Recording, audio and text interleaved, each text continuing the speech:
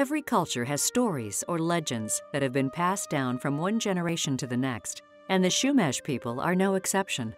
Beloved Santa Ynez Chumash ancestor Maria Solares spent many hours sharing Chumash stories with John Peabody Harrington, an American linguist and ethnologist who took meticulous notes as he studied the native peoples of California. Collections of these stories are available in books, such as December's Child, edited with analysis by Thomas C. Blackburn, and When the Animals Were People by Kay Sanger. Chumash stories are still being told today by parents to their children, elders to their grandchildren. Some stories are entertaining, some are educational, and others pass on ancient Chumash beliefs to ensure that future generations learn the ways of their ancestors. Tribal member J.C. Romero recalls hearing plenty of Chumash stories when she was growing up.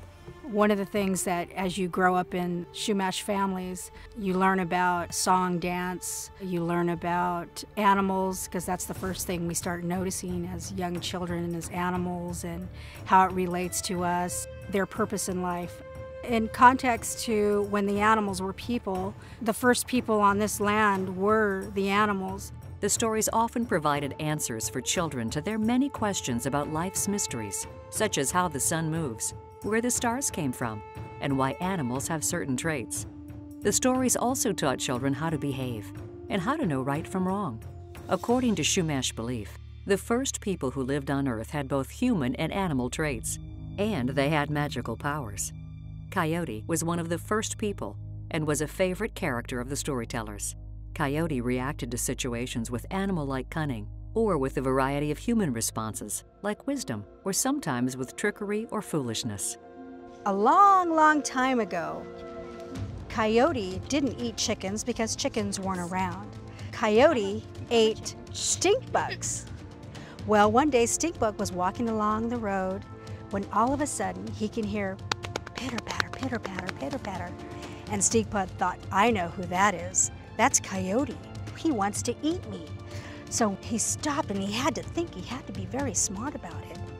Sharing stories with tribal children is something J.C. cherishes and feels is an important part of being Chumash.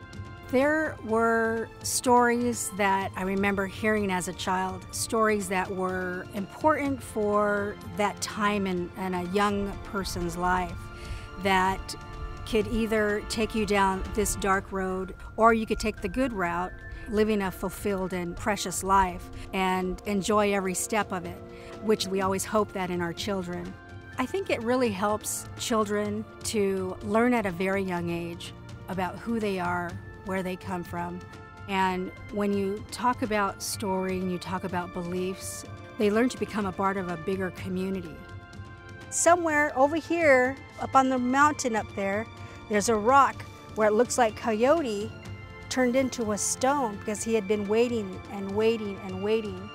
So don't be tricked about anything that somebody tells you, oh, that's not going to hurt you. You've got to just do what you need to do to get your work done.